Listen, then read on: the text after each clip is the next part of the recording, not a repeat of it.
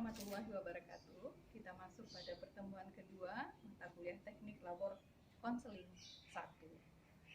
Pada pertemuan sebelumnya kita sudah membahas apa itu konseling, pelaksanaan konseling khususnya konseling individual, dan kita sudah membicarakan ada 5 tahap yang akan dilalui oleh konseling ketika melakukan proses konseling.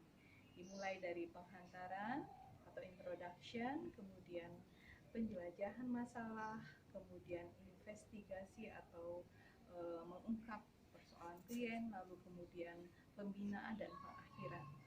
Nah, untuk pertemuan yang kedua ini kita akan membahas tentang teknik-teknik dasar yang digunakan dalam praktek konseling.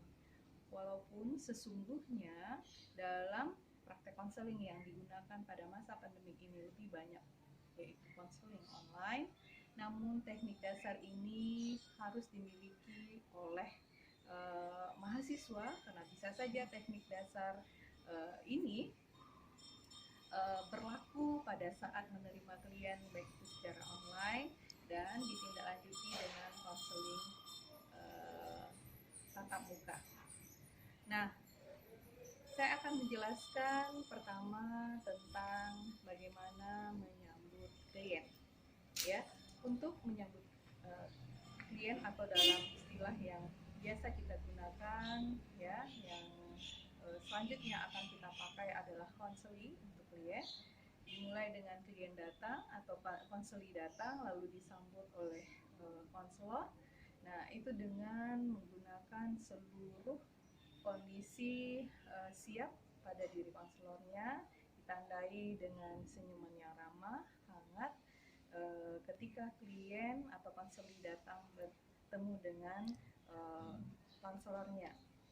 Keramahan dan kehangatan itu ditandai dengan semua mimik, bentuk dari wajah, dan kehangatan ditandai dengan rasa nyaman yang diterima oleh konseli ketika bertemu dengan konselornya. Nah, oleh sebab itu mari kita lihat bagaimana praktek melakukan penyambutan klien atau konseli ketika proses konseling akan kita lakukan. Ya, mari kita lihat.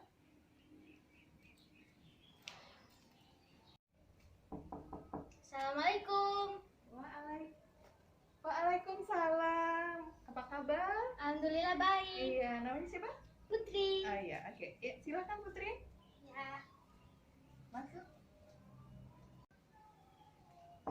Assalamualaikum. Kamu siapa? Saya mau konseling sama ibu.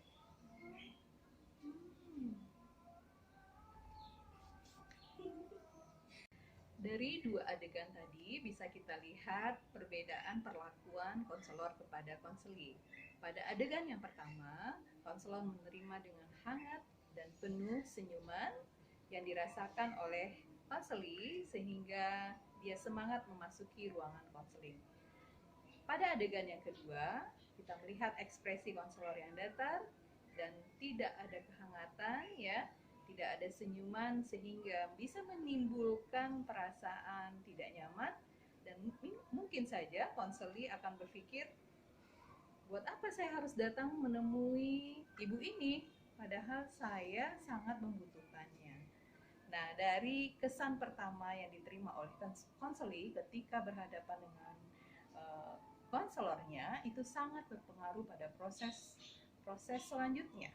Oleh sebab itu, sebagai seorang konselor, skill menerima klien ini sangat diperlukan walaupun kesannya sangat sederhana, tetapi ibarat kata yang sering kita dengar dalam iklan, kesan pertama sangat menggoda.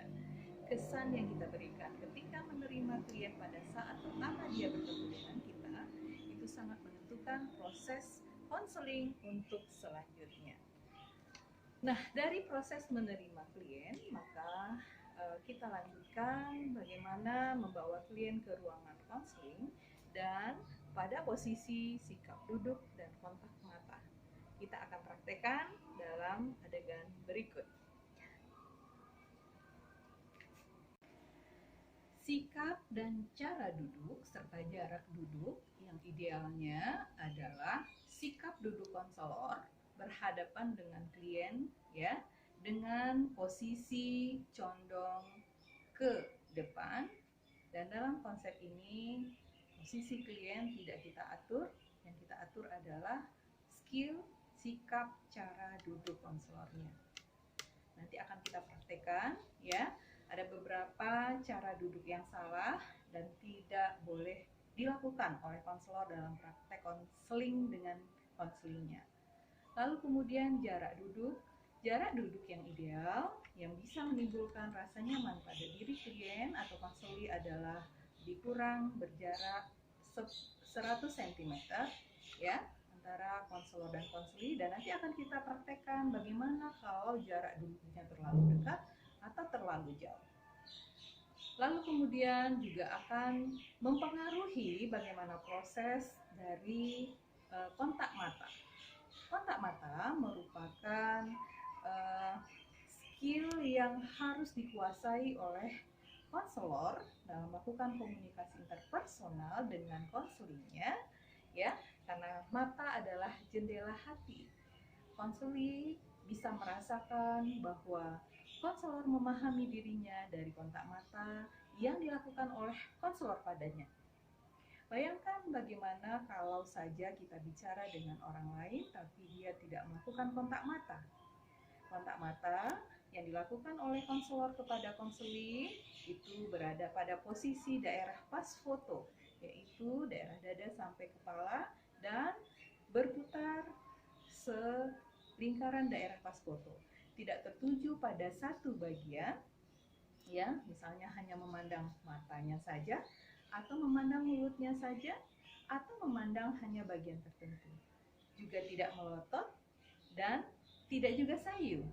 Tidak memandang pada bagian atau daerah lain, misalnya hanya dinding, hanya kaki, sehingga klien merasakan, konseli merasakan bahwa dirinya diperhatikan oleh konselornya.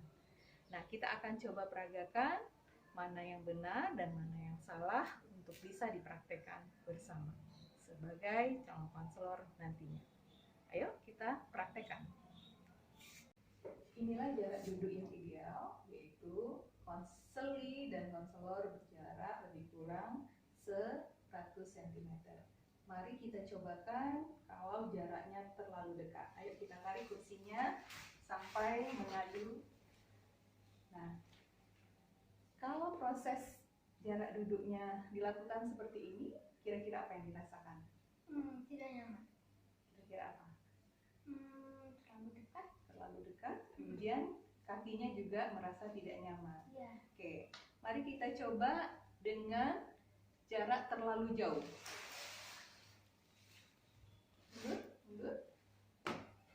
Lagi. Ya. Nah, kalau proses konseling dengan jarak duduk yang sangat jauh, kira-kira apa yang dirasakan oleh konselingnya? Juga tidak nyaman dan takut diperabaikan. Oke. Baik.